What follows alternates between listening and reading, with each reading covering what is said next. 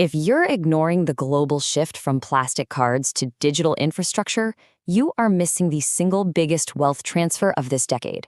While most people are looking one way, the smart money, well, it's looking somewhere else entirely. On the surface, everything at Mastercard looks fantastic, right? They just posted record card spending and a jaw-dropping 15% revenue growth.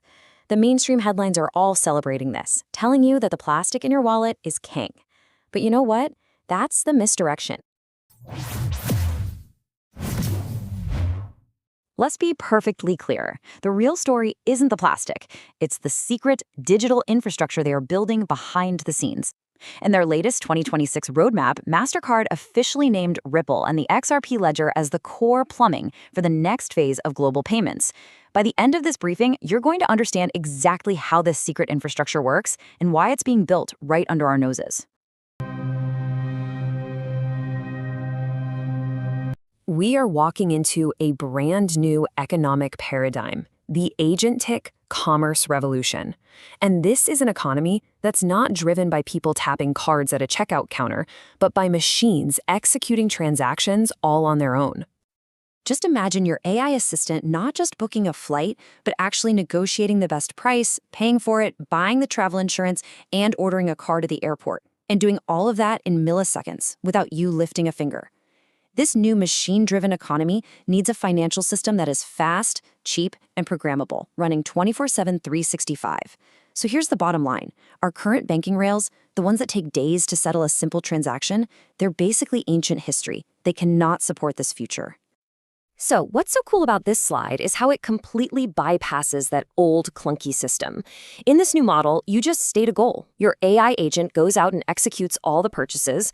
The payment, which uses a dollar-backed stablecoin called RLUSD, settles instantly on the XRP Ledger, and the merchant gets their funds immediately. No more 3-day waiting periods, no crazy fees. It's just pure, raw efficiency. And that right there brings us to the secret ingredient that's powering this whole revolution for Mastercard.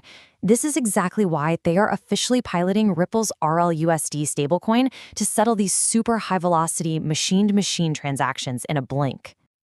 And look, this isn't just some vague announcement in a press release. This is an official pilot. With an absolute powerhouse lineup, you've got Mastercard, Ripple, WebBank, and Gemini, all working together to replace the slow, expensive legacy infrastructure with public chain settlement rails.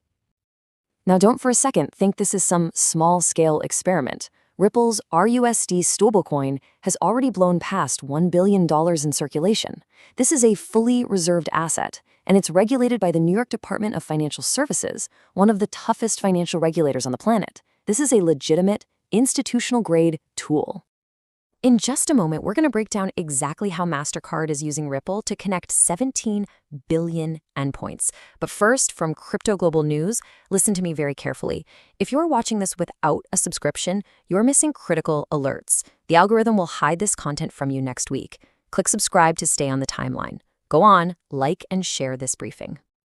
You have to understand this partnership didn't just happen overnight. It's the end result of a very deliberate, decade-long strategic play by Mastercard to put themselves right at the center of this global digital reset. And if you want proof, you don't have to look any further than the 2018 bidding war for Earthport, which was a major Ripple partner. You had Visa and Mastercard going head-to-head. In the end, Mastercard won, and they paid a premium to get that company. That was the signal, years ago, of their long-term plan to weave Ripple's infrastructure right into their core business. Now, I want you to just think about the sheer scale of this. Mastercard isn't building some new network from scratch. No, they are plugging this technology directly into their existing Mastercard Move platform, a network that already reaches over 17 billion endpoints across the globe. That's more than double the entire world's population. And this, right here, shows you just how ready their network is for this massive change. 40% of all Mastercard transactions are already tokenized and contactless. The foundation for plugging in digital assets and AI agents isn't something they're planning for the future. It's already in place, and it's already handling massive volume. So why does this matter so much to the big institutions? Well, this is the core benefit. The entire goal is to eliminate pre-funding requirements forever. Think about it. Right now, companies have to park trillions of dollars in accounts all over the world. It's just dead money sitting there so they can make payments. It's incredibly inefficient. Using stablecoins on this new network means that capital is no longer trapped. It's freed up to be used, to be invested, to be put back to work. So for our viewers here in the US, this brings up a really critical question. The technology is clearly ready to go. So what do you think is the single biggest hurdle for mass adoption right here in the United States? Is it regulation? Is it public trust? I want to know what you think. Drop your thoughts in our community post. And hey, if you want to see this strategy playing out in the real world, just look at Brazil. Mastercard partnered with Facebook to enable payments directly on WhatsApp. And this move, it aligns perfectly with Ripple's own strategic focus on Brazil, a market where they've already had closed-door meetings with the central bank. The global chessboard is being set piece by piece. If you want real-time intelligence on these kinds of institutional moves as they happen, well, this briefing is just the tip of the iceberg. For updates before they even hit the mainstream, you need to join my Telegram. Use the QR code on the screen or just click the link down in the description to get the information first. So it's becoming pretty clear that the XRP Ledger is quietly being integrated as the back-end settlement layer for a huge chunk of the world's money, thanks to commercial partners like Mastercard. But there is one final crucial piece of this puzzle that's still missing. Think about it. If Mastercard is locking down the retail and commercial side of global payments, who is securing the other side of the trade? With the central banks themselves. In our very next briefing, we're going to reveal the details from Ripple's closed-door meetings with the Central Bank of Brazil and what it really means for institutional payment corridors. You do not want to miss it. Check out this next video to see the institution that's securing that other side of the trade.